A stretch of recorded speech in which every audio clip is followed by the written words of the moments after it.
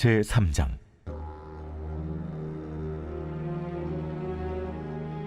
보라, 그날 곧 내가 유다와 예루살렘 가운데서 사로잡힌 자를 돌아오게 할 그때에 내가 만국을 모아 데리고 여호사밧 골짜기에 내려가서 내 백성 곧 내 기업인 이스라엘을 위하여 거기에서 그들을 심문하리니, 이는 그들이 이스라엘을 나라들 가운데 흩어버리고 나의 땅을 나누었음이며, 또 제비 뽑아 내 백성을 끌어가서 소년을 기생과 바꾸며 소녀를 술과 바꾸어 마셨음이니라.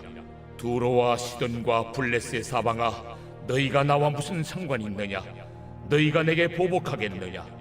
만일 내게 보복하면 너희가 보복하는 것을 내가 신속히 너희 머리에 돌리리니, 곧 너희가 내 은과 금을 빼앗고 나의 진귀한 보물을 너희 신전으로 가져갔으며, 또 유다 자손과 예루살렘 자손들을 힐라 족속에게 팔아서 그들의 영토에서 멀리 떠나게 하였음이니라. 보라, 내가 그들을 너희가 팔아 이르게 한 곳에서 일으켜 나오게 하고 너희가 행한 것을 너희 머리에 돌려서 너희 자녀를 유다 자손의 손에 팔리니, 그들은 다시 먼 나라 스바 사람에게 팔리라. 너희는 모든 민족에게 이렇게 널리 선포할지어다. 너희는 전쟁을 준비하고 용사를 격려하고 병사로 다 가까이 나와서 올라오게 할지어다. 너희는 보습을 쳐서 칼을 만들지어다. 낫을 쳐서 창을 만들지어다. 약한 자도 이르기를 나는 강하다 할지어다. 사면의 민족들아, 너희는 속히 와서 모일지어다. 여호와여, 주의 용사들로 그리로 내려오게 하옵소서. 민족들은 일어나서 여호사밧 골짜기로 올라올지어다. 내가 거기에 앉아서 사면의 민족들을 다 심판하리로다. 너희는 낫을 쓰라. 곡식이 익었도다. 와서 밟을지어다. 포도주 틀이 가득히 차고 포도주 독이 넘치니 그들의 악이 크미로다. 사람이 많음이요, 심판의 골짜기에 사람이 많음이요, 심판의 골짜기에 여호와의 날이 가까움이로다. 해와 달이 캄캄하며 별들이 그 빛을 거두도다. 여호와께서 시온에서 부르짖고 예루살렘에서 목소리를 내리시리니 하늘과 땅이 진동하리로다. 그러나 여호와께서 그의 백성의 피난처 이스라엘 자손의 산성이 되시리로다.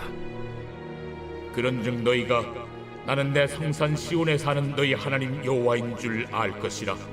예루살렘이 거룩하리니 다시는 이방 사람이 그 가운데로 통행하지 못하리로다. 그날에 산들이 단 포도주를 떨어뜨릴 것이며 작은 산들이 젖을 흘릴 것이며 유다 모든 시내가 물을 흘릴 것이며 여호와의 성전에서 샘이 흘러나와서 시딤 골짜기에 대리라. 그러나 애굽은 황무지가 되겠고 에돔은 황무한 들이 되리니, 이는 그들이 유다 자손에게 포악을 행하여 무지한 패를 그 땅에서 흘렸음이니라. 유다는 영원히 있겠고 예루살렘은 대대로 있으리라. 내가 전에는 그들의 피 흘림 당한 것을 갚아주지 아니하였거니와 이제는 갚아주리니, 이는 여호와께서 시온에 거하심이니라.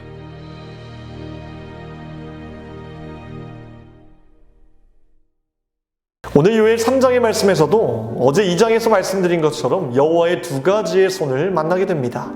하나는 여호와의 심판의 손이며 또 하나는 여호와의 구원의 손입니다. 총 3장으로 구성된 요엘서를 통해 하나님께서 우리에게 보여주신 길이 있습니다. 그것은 바로 주의 길에 따라오는 결과와 진정한 회개의 길에 따라오는 하나님의 반응입니다.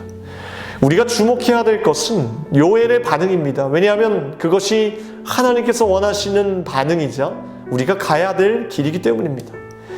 요엘은 이스라엘 백성들이 죄를 범했을 때 그들을 성회로 모이게 하였고 금식하고 기도하며 하나님의 자비와 용서를 구하며 울부짖을 것을 요구하였습니다.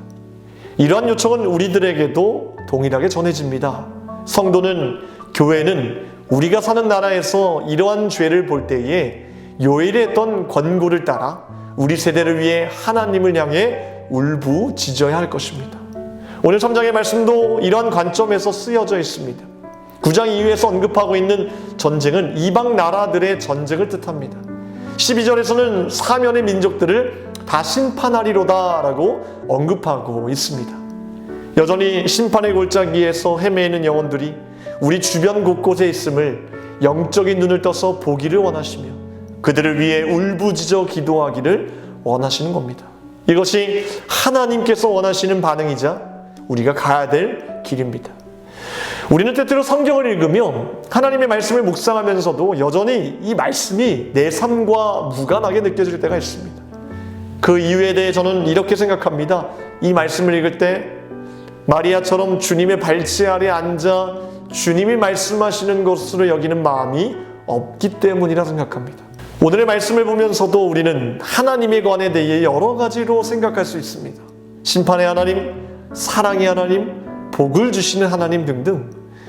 그럼에도 그 하나님이 내 삶에 선명하게 드러나지 않는 것은 그 가운데 가장 중요한 요소인 하나님의 인격에 대한 접근이 없어서이지 않나 생각해 봅니다. 하나님에 대한 아무리 좋은 고백이 있더라도 그 고백 안에 하나님이 지금도 내 삶에 연결되어 있다는 인격의 관계가 없다면 고백은 결코 우리를 고백이 주는 실제의 삶으로 인도하지 못할 것입니다. 제임스 이넬 패커는 하나님을 아는 것은 지정의를 동원한 인격적인 만남의 문제라고 말했습니다. 그렇게 말과 행동으로 서로 마음을 여는 사이 둘은 슬플 때나 기쁠 때나 상대의 본질을 맛본다. 둘은 서로의 관심사에 동화되며 그리하여 인격적 정서적으로 거기에 개입한다. 그들은 서로를 생각할 뿐 아니라 서로를 느낀다 라고 말하였습니다. 저와 여러분들에게 인격이 있다는 것은 다른 사람에게 영향을 주고 또 그 사람에게 영향을 받는 것으로 인격이 있음을 증명할 수 있을 것입니다. 인격적인 하나님을 믿는다고 하면서 전혀 그분이 말씀하시는 것과 행하시는 일로 인해 내 삶에 어떤 영향도 주지 못한다면 우리는 다른 일은 멈추고 그분을 내 삶에 가까이 모시는 것부터 회복시켜야 될 것입니다. 우리는 참 신기하게도 한 교회 안에서 같은 성경을 읽고 같은 설교를 듣고도 한 하나님을 섬기면서도 하나님에 관한 생각이 다 다릅니다. 여러분들은 혹시 친구 소개로 선을 보셨을 때 상대방이 자신이 생각했던 것과 다른 모습이어서 당황해 보신 적이 있으십니까? 이미 약속 장소에 있는데도 안 왔다고 생각하거나 실제로 만나보니 전혀 다른 모습이어서 당황한 적이 있으십니까? 이런 경우는 그 사람에 대한 선입견이 만들어내는 해프닝이라고 할 수 있습니다. 사람에 대한 생각이란 사람들에 대해 우리가 마음속에 품고 있는 일종의 그림입니다. 이 그림이 맞을 때는 별 문제가 없고 오히려 도움이 되지만 반대로 그림이 틀릴 경우에는 나와 상대 사이를 가로막게 되는 큰 문제가 발생합니다. 다시 말해 내가 생각하는 그림이 그만큼 중요하고 영향을 끼친다는 것입니다. 예를 들어 사기꾼인 사람을 내가 정직한 사람으로 가정한다면 그는 자기를 믿는 나를 쉽게 속일 수 있고 반대로 상대가 실제로 정직한데 내가 그를 사기꾼으로 가정한다면 나는 그를 믿지 않으므로 나 자신을 속일 수 있게 된다는 말입니다.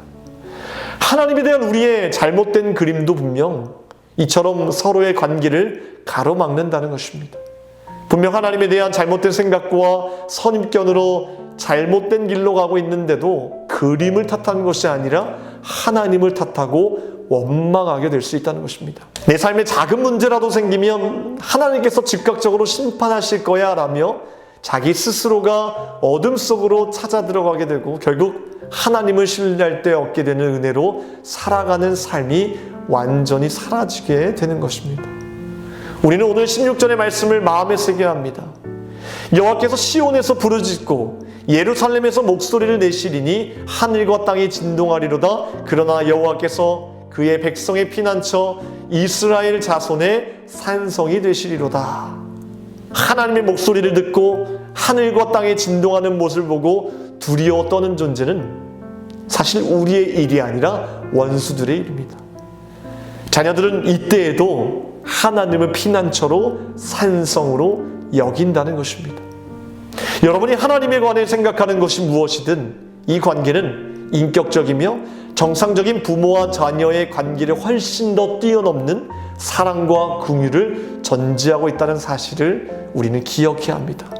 또한 그 생각에 날마다 자신의 인격을, 삶을 더해야 합니다. 여러분들에게 한 가지의 질문을 던지고 싶습니다. 오늘 내가 당장 죽는다면 이 마지막 죽는 순간까지도 기억으로 남고 싶고 끝까지 붙잡고 싶은 하나님에 대한 여러분들의 생각은 무엇입니까? 저는 확신합니다. 그 한 가지를 매 순간 잊지 않고 더욱 선명하게 기억하고 그 내용을 내 삶에 고스란히 담아낸다면 우리는 매 순간을 은혜로 살아가게 될 것입니다. 요에서의 핵심 말씀은 2장 28절과 29절의 말씀일 것입니다.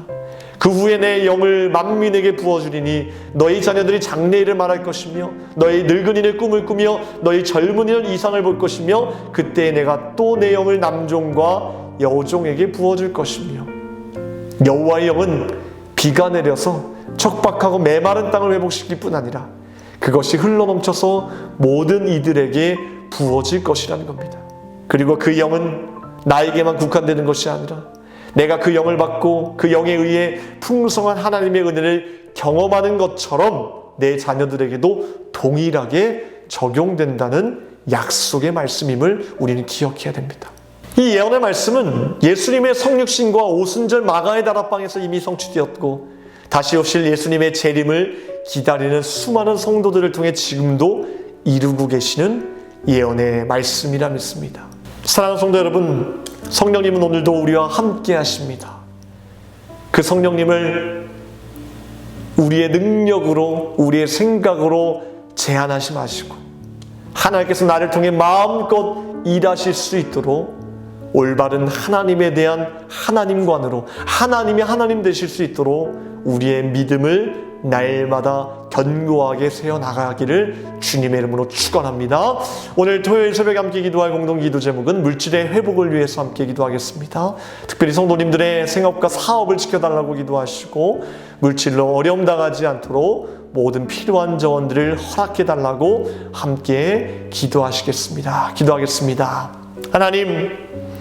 하나님에 대해 우리가 잘못 생각하고 있거나 오해하고 있다면 주님께서 분명한 말씀으로 알려주시고 깨닫게 하여 주셔서 성령님께서 하시는 놀라운 일들을 제한하지 않게 하시며 하나님이 오늘도 하나님 되실 수 있도록 우리의 믿음을 더욱더 견고하게 세워주시옵소서. 우리 사랑하는 성도님들의 생업과 사업을 위해서 기도합니다. 하나님께서 열어주실 그 축복의 문을 향해 달려나갈 수 있도록 도와주시고 하나님만을 의지하는 우리 모든 백성들 될 수 있도록 도와주시옵소서. 세우신 주의 사자 목사님들 강건하게 붙들어 주시며 선포하시는 말씀마다 회복과 치유의 역사를 이루어 주시며 가정의 평안을 더하여 주시옵소서. 모든 계획하시고 기도하신 제목들마다 주님께서 날마다 더 크신 역사로 이루어 주시옵소서. 모든 것 감사드리며 우리를 원하신 예수 그리스도의 이름으로 기도합나이다. 아멘.